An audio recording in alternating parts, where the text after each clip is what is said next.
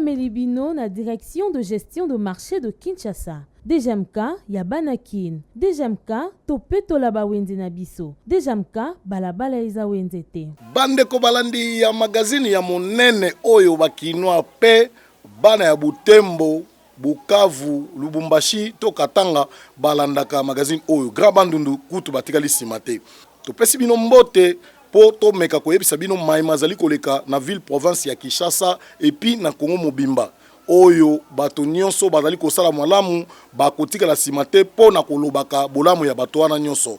Mais lelo atongi tolobela makambo etali gouvernorat ya ville province ya Kinshasa bo mona ke bino mo gouverneur ya ville ndenge nini auti kolobela maye ko salama le 26 oyo eke ba chauffeur ba motocycliste ba tambola na limemia et puis bazala na ba mikanda o ezola kisake bazali en ordre ya ko sala musala na ville province ya Kinshasa boko mona ba service oyo mokonzi ya mboka ya ville engomba Kinshasa ndenge auti koloba awo boko mona ba service ekozala na accompagner na la police po ete basala musala na ville province ya Kinshasa yango to kolinga ba nyonso bazali na ba problème nan o etali mituka bakende ko se conformer ndenge mokonzi ya engumba Kinshasa alobi tozwango vraiment au sérieux po ete Kinshasa ezali na posa ete tambola po nyonso wana ba recette oyo biso ba contribuable congolais biso nde to salaka eke Kinshasa ekende liboso bokolo bakembongo ngo ekendaka wapi mekendaka na ba banki te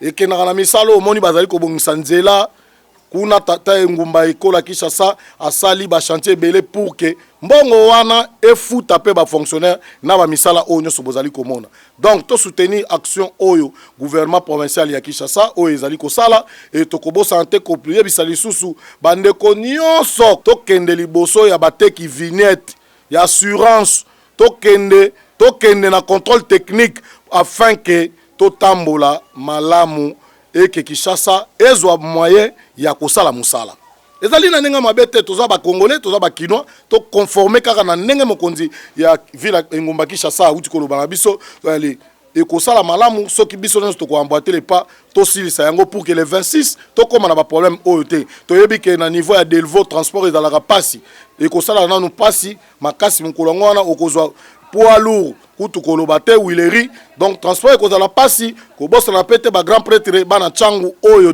nyonso bakomatala mukolo wana na ville bakozala plus na difficulté mais yango to sengi eleka bien pour que ba service nyonso etambulisa même bande ko na biso oyo ba reglaka circulation basala ngombe na limemia pour que nzela eleka kitoko bande ko bakene misala na retour ba ope bana ba problème na niveau ya musala na bango ba meka ko sali JK Magazine. Bande ko balandi soki tango tolobaka ke Tchangu eza na bato balingaka ngo na cadre ya vacances parlementaires to monaki honorable Itina Mayamba Hermès oyo azali moko ya ba pionnier et puis leader oyo vraiment soko lobby bato nyonso bakoboya na Tchangu Itina Mayamba azali parmi bato azokolongola bato na chômage papa s'il vous plaît azolongola bato na chômage tala lokola oyo yemoko ONG azanango briser les chaînes ya pauvreté pour ko briser chaîne ya pauvreté o en anglais bango mo babengaka BCP donc moi to kende nango na ba détails ezalité mais awa honorable Itina Mayamba elongo na ba partenaire na o ya Saint du dernier église à Saint du dernier jour bakendaki batongi bakei ko réhabiliter école ya munene oyo babengaka ITAV Ntsele Institut Technique Agro-Vétérinaire bakei ko inaugurango na commune ya Nsele oyo eza juste na daipen wana honorable Itina Mayamba to monaki présence ya ministre ya enseignement primaire to monaki présence na ye azalaki na jour ya inauguration honorable Itina Mayamba bandeko ndenge tolobaka soki na Tchangu bataboy badalaki kaka 5 to ba député ya bazali kaka 5 vous verrez que Tchangu ezi image ya sika c'est pourquoi na koyebisa na bana Tchangu nyonso place bazali que ce soit dans Sele place ba uti ko sala inauguration ezali kutu moko te na Kimbateke EP1 EP8 na Kikimi wana a inauguré kango année passée mais tout oyo ezali année oyo mais wana te subana ba uti ko zo ba bourse honorable Itina oyo je sais que nzambe na bakoko faut ba visiter akende sous plus de l'avant et ba mandat nyonso donc tia okoma na 80 ans na ba 95 ans soki 100 ans azalara député pour na bana chango et puis ako briser be tape ako koma sous un ministère ako koma président de l'Assemblée nationale pour bolamu eleke belé honorable Itina Mayamba tolandi boyoka ninga lobaki na micro ya Jika Magazine.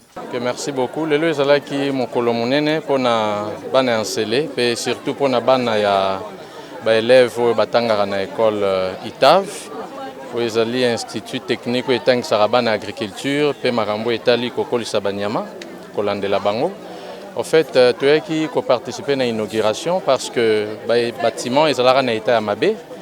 Mais grâce à Dieu, grâce à mes partenaires, auto contacta qui paye surtout, grâce à bateau bazo kamba éducation à bana, commandant la ministre, kokita na ba prophète, ti na ba autorité école, ba yoka ki souci na biso ya ko réhabiliter école, ba pesa ki biso accès wana pe lelo école ITAV eza réhabilité.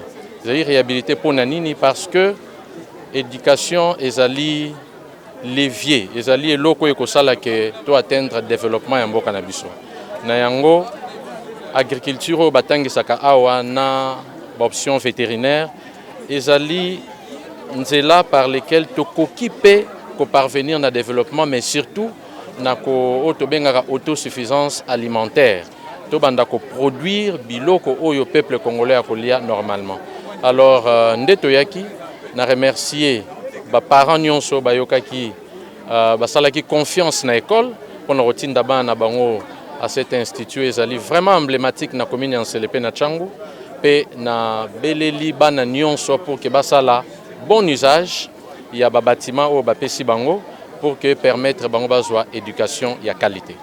Bouti kolanda honorable Itina Mayamba na baction oyo azali kosala na Changu oyo donc Changu soki bozangi Itina Mayamba boza suna motote. Je le confirme parce que honorable Itina Mayamba est le seul oyo azali kosunga longoli ba jeune ebele na pauvreté.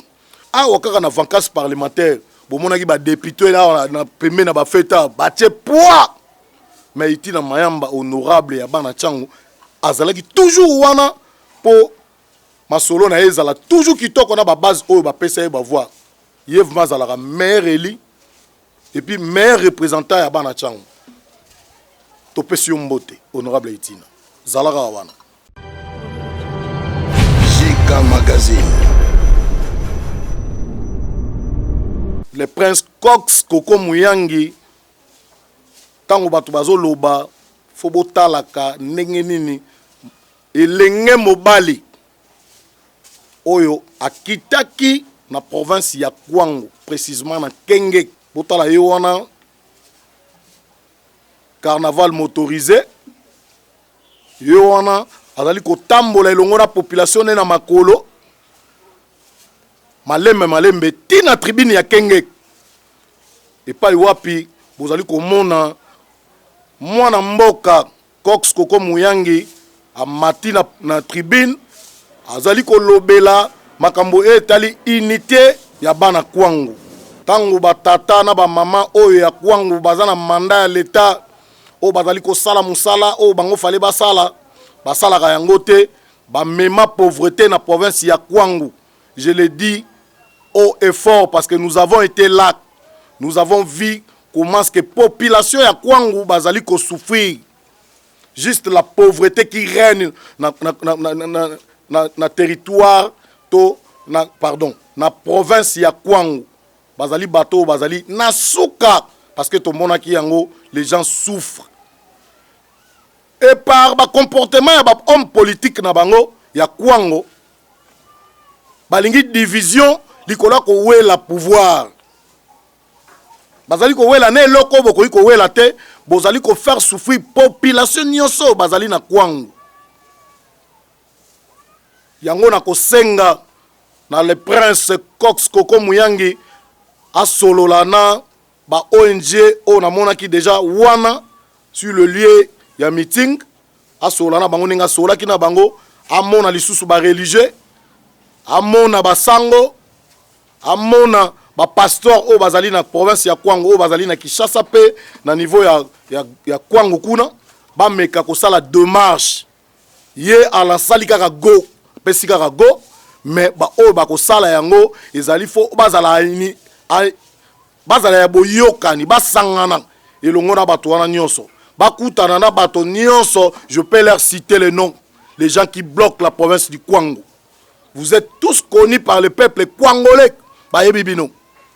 Et tout le monde a battu bazo bundisa, bazo sa la révolution à niveau ya Kwango, mais bazo kanga bango bazo tia bango na ba prison parce qu'ils disent la vérité sur leur province. Oh bazali natif, bazali ko souffrir. Nous avons été là.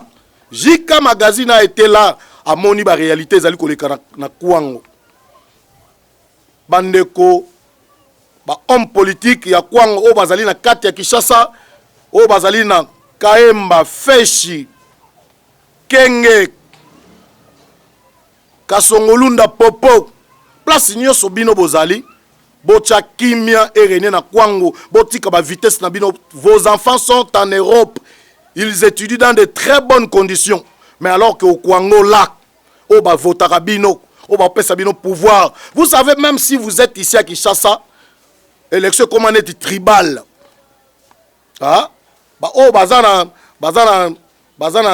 na Tchangu, o baza na Lemba, okomona soka da muyaka to musuku, to da musonde, bandeko na ye kaka ba ndo voter ba o bazana Kinshasa.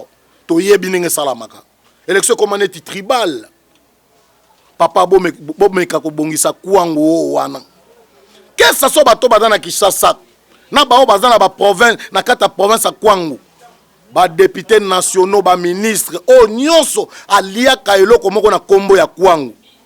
Bozong sa makanisi sima. Bokendeli boso elongo na Cox Koko Muyangi. Bos ensemble, bos se soutenir pour que Kwango puisse se retrouver. To boyi makambu ya distraction o bono mais ma pauvreté ya makasi. Savoir que ce peuple ici qui fait la valeur de nos ancêtres est un patrimoine que nous devons protéger et conserver. Nous, la classe intellectuelle, je le lance à monsieur quand je dois penser à l'histoire de ma province. Nous ne pouvons pas exploiter notre peuple pour l'intérêt égoïste de nos familles et de nos enfants. Ça, nous sommes en train de trahir nos ancêtres et nous devons le nom de ceux qui sont battus pour nous. Nous devons cesser ça. On doit cesser ça. Je m'appelle Cox Koko Muyangi. Mon père est congolais. Ma mère est congolaise.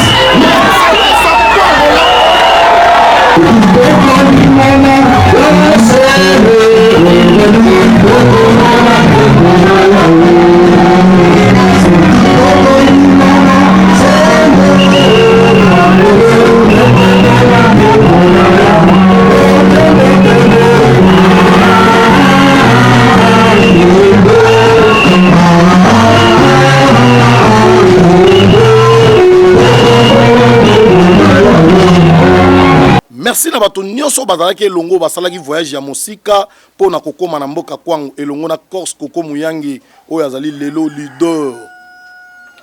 leader ya bana Kwango, leader ya bakwangolais oyo asigné bitumba abunda elongo tina suka ndenge salamaki na Kwango na ville ya Kenge ekosala mape awa na Kinshasa kala mingi te kaka na ne o tozali fo bana Kwango o bazana na Kinshasa pe ba yoka message ya molobeli na bango ndenge tozali kobenga ye grand notable Cox Koko Muyangi ensemble na bana Kwango okolonga.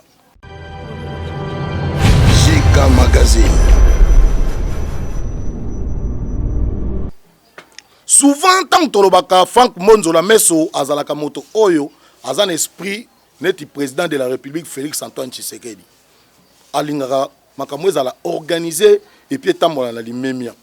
Batu peut-être ba mona ngo toye ko beta maboko toto kumisa moto. Mais si quelqu'un azali ko sala musala oyo ezali vrai, pourquoi pas to louer ba action oyo azanango. Semaine passée to mona ki asangisa ki ba service nyonso sécurité et sala ka opérera na kati ya district et pardon na commune ya Nsele. Mais lelo awa to ko mona beaucoup mais c'est Nsele Frank Mbonzola Meso double brassard azalaki liboso ya ba chef coutumier nyonso oyo bazali na juridiction na ye ya Nsele. Bazali kosolola a expliquer bango ndenge nini ba détail ndenge nini bokonzi na bango ezali kobeba suite bango moko bazali ko comprendre te que bokonzi oyo bakoko bapesa bango ezali l'état te mutapesa ka bango. Et lelo ba chef coutumier baza sous respecté par rapport au comportement na bango. Quand on le dit ça, tozo finga ba chef coutumier te mais tozo loba et que bazongi sa makanisi na bango ba chef coutumier bazali ko boma ba soso kaka na maloba alobika bo soso abomi bazala ka suite basila pona nini comportement et comment mabe ba chef coutumier na pantalon alors que moi je sais que ba chef coutumier belé soki ba pesier ka bokonzi bo akotika la ko la ta pantalon suite tant ka ozala vie ozala ka na liputa balongola liputa makamunyo se koma mabe chef coutumier alinga tcha beauté ala ta danger bato ba monika ta grand prêtre alors que en réalité eloko ya te donc tozali ko finga te mais tozali ko loba ba comportement o musu se bungisa bukoko yango lelo mwana mboka fang monzola meso ameka ko solola na ba coutumier na ye ya ville province ya Kinshasa ba meka mukie ko mona ba réalité o ezali koleka so bango bazali ba premier informateur to bata aner ali boso ezalaka ba chef du village na ba chef de groupement parce que ils ont l'histoire ya kitoko to bazana kati ya base bazali en communion na population bazali ko diriger pour ba informer ba konzamboka et kozala facilement pour ba mona bango donc ils tous yango moni honorable excellence Franck Monzola Meso toujours proche la population pour na côté ya bango mai mazali koleka na ville province ya Kinshasa ndenge nini vers pembe intérieur alobaki ba solo na bango ba solo laki mais il est franc, il a été franc avec les chefs coutumiers et zalaki ko profaner te mais azali ko loba vérité pour être Kinshasa ezwa ela sika ton sele etambola kitoko elongo na mona mboka Franck Monzola Meso. Allez tolandi eto yo kayenga lobelaki na micro ya JK Magazine. Je suis autorité administrativo-politique. C'est pour dire que je me soumets beaucoup plus par rapport aux instructions ou notamment aux décisions qui ont été faites d'une manière administrative. Donc, ce qui va limiter les alliés, il faut se référer pas seulement à la limite aux ancestrales, mais beaucoup plutôt se référer à la limite aux administratives. Par exemple, s'il y a les arrêtés créant des nouvelles ou des nouveaux groupements, c'est pour dire que c'est ces arrêtés-là qui vont nous préciser beaucoup plus. Par exemple, le groupement Mikondo et Bandi Wap et Suki Wap, à combien de villages. Vous voyez, c'est seulement cet arrêté que nous allons respecter, nous allons exécuter. Pas de limites ancestrales. Parce que même l'État, lorsqu'il vient pour mettre des limites, il associe toujours ce qu'on appelle les ayants droit, les autochtones. Expliquez-nous. C'est sur base de ces explications on a des limites. Au moins on a limite en okaka mingi et ça ba limite naturelle. Ozomona a maitel ndé diviser groupement tel na groupement tel. Ah zamba tel ndé ezaka bon ba créer ka limite té. Mais so dia ba limite wana naturelle. C'est pour dire que ce sont des limites ancestrales. Baka mwana oya tosaka aliaka nyama ekilate. Ça va ngana za moboti. Soki na bengi mwana tam susu na bombela kie musuni mais asona kie kuna papa opesa ngandunda c'est pour dire que bana wana nde barataka makambe bele puis barataka ba bénédiction ebele. Je pense que j'ai répondu à votre question. Merci na bana sele nyonso o ba kolanda lelo émission lelo ezalaki uniquement poto lobela ba réalité ezali koleka na ville ya Kinshasa mais bolandi susu mwana mboka Franck Monzola Meso azalaka wana toujours na population na ye pona koloba ba réalité o ezali koleka. JK Magazine. Abattoir ya 17e rue o ezalaka dirigé et paia. Excellence Petrema Mabanza moko ya ba leader pe notable ya Kwango azangaki maloba te mokolo ya ba fête po to beta lisolo ndenge elekaki. Azali toujours ko continuer kozala na population na ye. Bolanda ye ayeb sabino maimalekaka na province ya Kwango pe na Kinshasa awa. Poli ya ngombe po kene na Befco na 17e rue limete poids lourd wana okomona abattoir munene eza wana pembeni. Tolandi Kinshasa, bana ya République démocratique du Congo Mobimba, bana ya Kwangu, bana ya Feshi, bana ya Bulungu. Voilà. Bref, tout le peuple congolais, je vous salue, je vous souhaite les vœux les meilleurs. Mbula ya Malamu, Yasika, makambo ya malamu ya kitoko nyonso elanda bino bisika bozali na mabota. Voilà, kimia ya nkolo et batela biso na mabota na biso, voilà. Toutes les bénédictions. Mais ici, nous parlons en tant que ABEFCO, notre structure que vous connaissez, que nous représentons, qui est dans ses œuvres.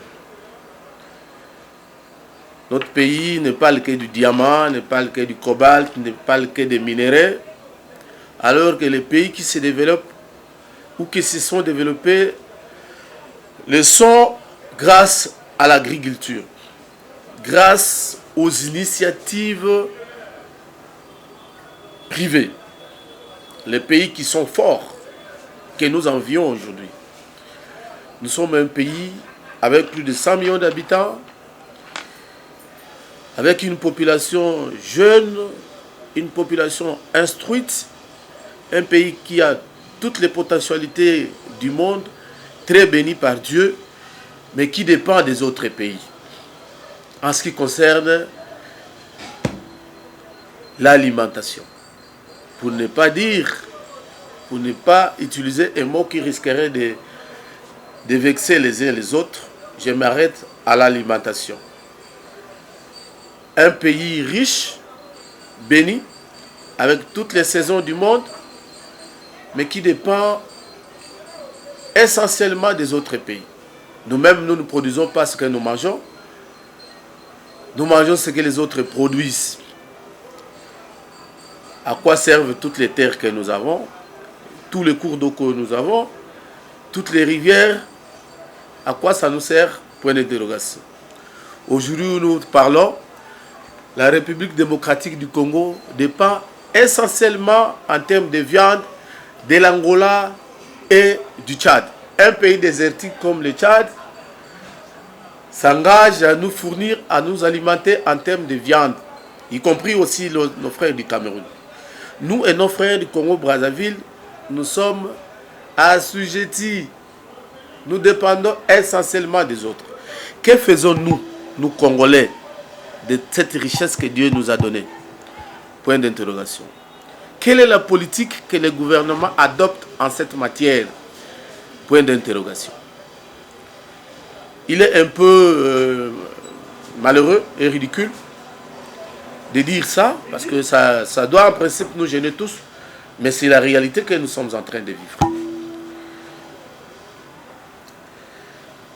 Les ngombe que nous mangeons ici à Kinshasa, ce ne sont pas des ngombe que nous avons élevés dans notre pays, c'est des ngombe qui sont élevés dans d'autres pays que nous commercialisons ici et que nous consommons faute de notre propre production locale. Ici, on n'a pratiquement plus rien au pays. Nous dépendons des autres. Raison pour laquelle nous interpellons les Congolais qui ont des moyens, les Congolais qui ont les opportunités, investissons dans le domaine de l'agriculture et de l'élevage, malgré les vents et marées, malgré certaines difficultés sur le plan sécurité, mais c'est notre pays, nous ne pouvons pas l'abandonner.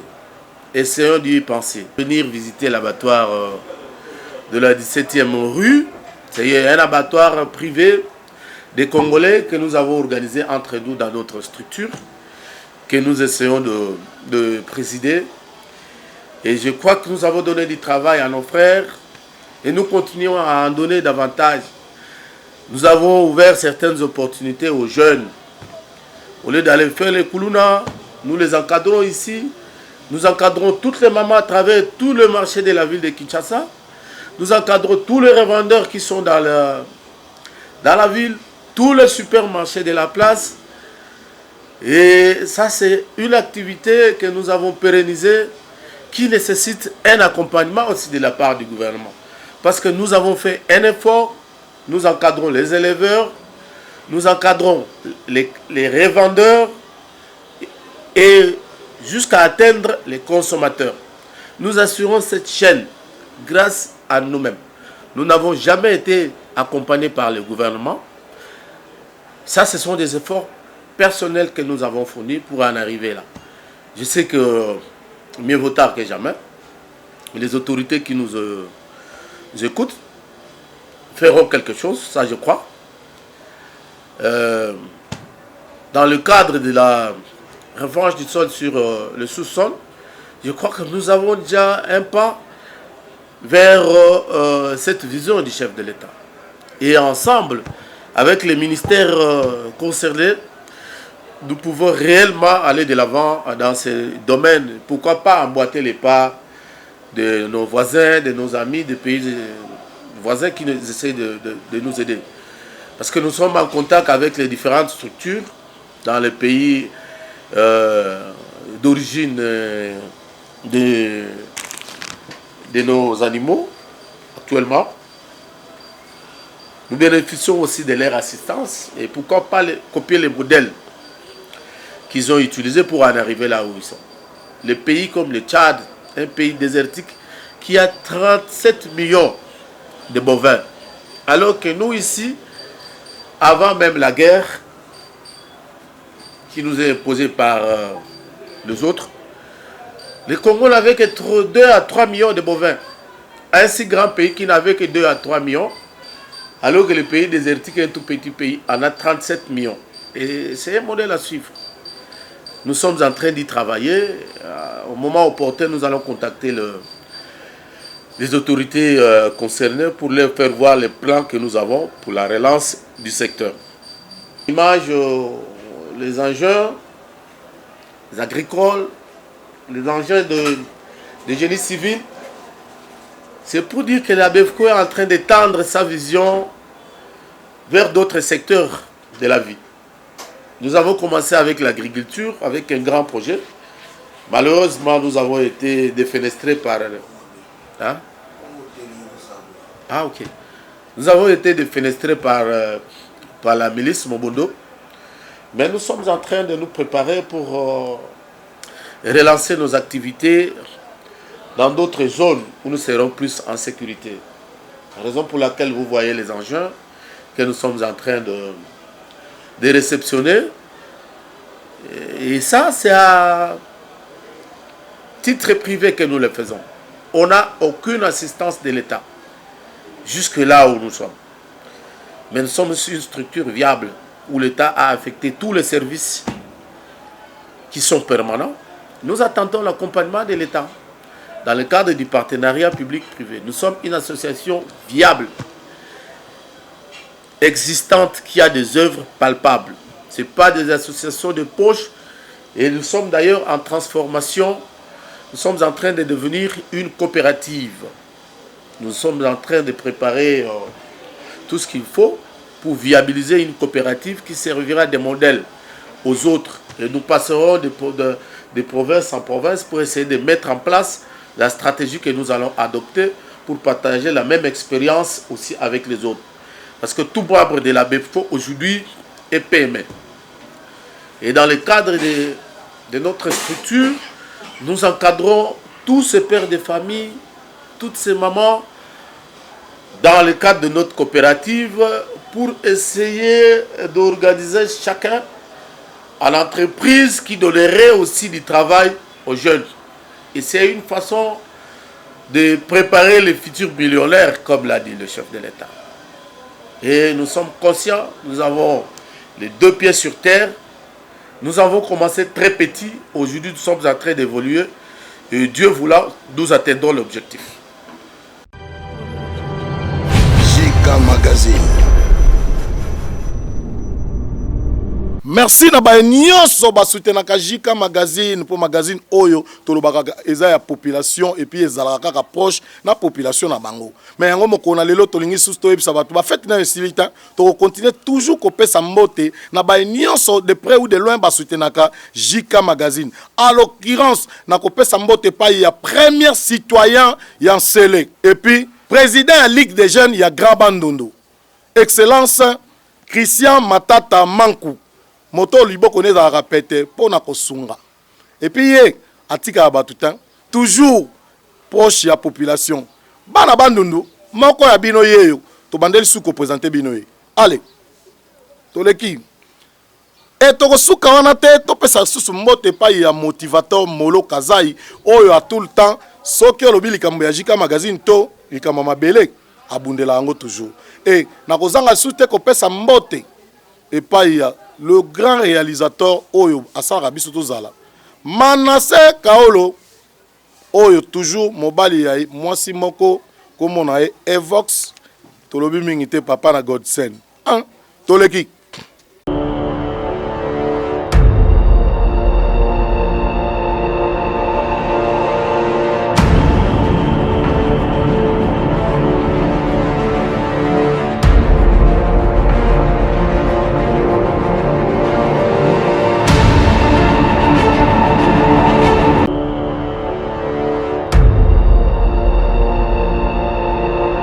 Émission Oyo et puis Samuel Bino na direction de gestion de marché de Kinshasa. DGMK Yabanakin. DGMK Topeto Laba Wende na biso. DGMK Balabala Eza Wendete.